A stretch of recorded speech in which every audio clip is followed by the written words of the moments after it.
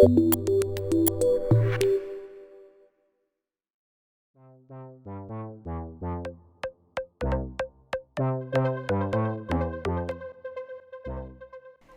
day, it's Tony Fortunato from the technology firm.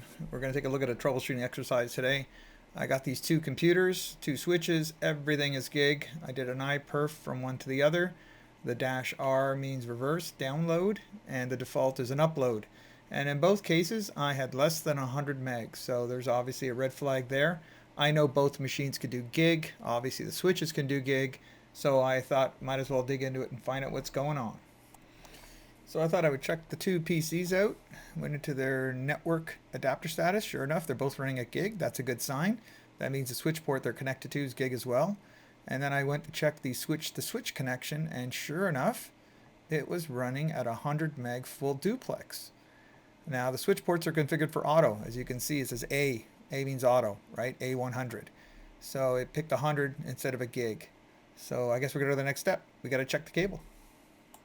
So now I thought I would concentrate on that cable between the switches and went to do a visual inspection, which I always suggest people do.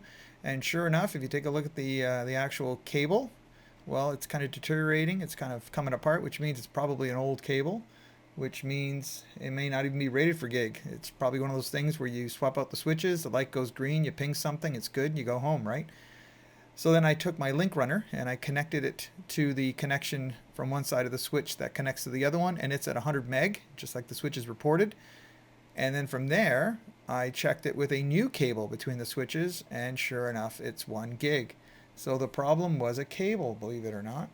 This is probably the most important part of the exercise. Please make sure you go back and test. I can't tell you how many times people will swap out a cable or make a change and say, well, that should be good, and they walk away, and then they find out later on, a day or so, it didn't make a difference. So please take the time to test.